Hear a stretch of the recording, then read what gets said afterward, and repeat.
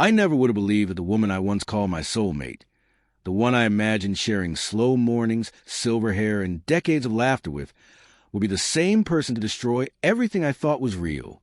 Her name was Vanessa. We had spent 6 years together, 3 of them as husband and wife. To the outside world, we were the perfect picture of happiness. Our lives looked like a highlight reel.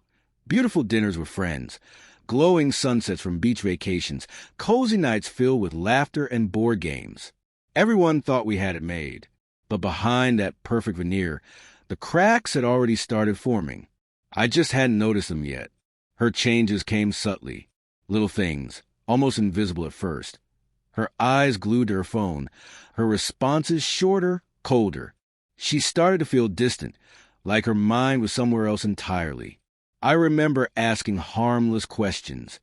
What she wanted for dinner, how her day had been, and getting snapped at like I'd interrupted something important. I told myself it was work stress, or maybe a rough patch. But somewhere deep down, I could feel the floor shifting beneath me. Then came the night everything fell apart. It wasn't suspicion that led me to the truth. It wasn't snooping or paranoia. It was pure coincidence. My phone had died, and I needed to call my mother. Without thinking, I picked up Vanessa's phone from the counter. The moment I unlocked it, a notification appeared on the screen. Can't wait for tonight. He still has no clue. I just stared at it, frozen. My stomach twisted into knots. My hand began to shake, and a sick feeling crawled up my throat as the truth hit me like a hammer. That night I confronted her. At first, she lied easily, confidently, calling me paranoid, making me question my own sanity. But when I showed her the message, her expression changed. Not to guilt, not to regret. No tears. No apology. She just shrugged and said, "It just happened," like she was talking about forgetting to buy groceries, not about destroying our marriage. But the deepest wound came a week later. The man she'd been seeing, let's call him Travis, showed up at my door. Tall, smug, radiating arrogance. He looked me up and down like I was beneath him. With a smirk, he said, "Listen, man, you're done. She's with me now. You can walk away quietly or make this ugly. Your call." For a moment, I stood there, stunned, unsure if he wanted to provoke me or just watch me break. I didn't give him the satisfaction. I said nothing and closed the door in his face. But that moment ignited something inside me. I wasn't going to scream, punch walls, or beg for answers. No, I'd handle this my own way. The next morning, I sat across from an attorney. "Divorce," I said. "I want everything divided properly." Every detail was carefully documented.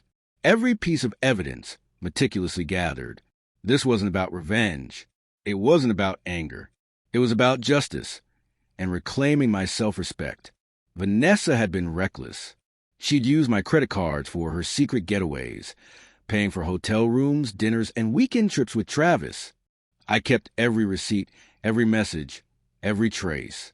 Texts, emails, location history. When my lawyer reviewed it all, his eyes widened. "You've got an airtight case," he said. And he was right. Infidelity and financial misconduct, a devastating combination in court.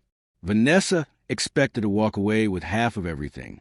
Instead, she walked away with far less than she ever dreamed. The judge ruled decisively in my favor. The house stayed mine. The savings were protected. Her lifestyle gone. Soon after, Vanessa and Travis moved into a cramped apartment far from the trendy cafes and brunch spots they used to post about. Turns out, Travis wasn't the wealthy, confident man she thought he was. His income was unstable. Odd jobs, side hustles, nothing reliable. Meanwhile, I focused on rebuilding quietly. I didn't badmouth her to friends or air my pain online. I simply disappeared from their chaos and started working on myself. I hit the gym. I started hiking. I learned to cook, travel solo, rediscovered who I was. Not because I had to, but because I wanted to. Over time, friends came back around. Some admitted they respected how I'd handled it all, with calm focus and grace. Months later, I got a text from Vanessa. "I miss what we had. I made a mistake." I never answered. There was nothing left to say. Her betrayal taught me something powerful. Loyalty can't be forced or begged for. It's either given freely or not at all. I had loved her fully, and she threw it away for something fleeting. Travis reached out once too, saying he wanted to clear the air. I ignored him. He'd made his choice, and so had she. They wanted drama, a reaction, some grand emotional finale. I gave them silence. Now, more than a year later, I barely recognize the man I used to be. I was too trusting once, too eager to believe in fairy tales. Not anymore. Today, I'm stronger, sharper, protective of my peace. I've learned that the greatest victories don't come from fighting back. They come from walking away, with your dignity intact and your future still yours to shape.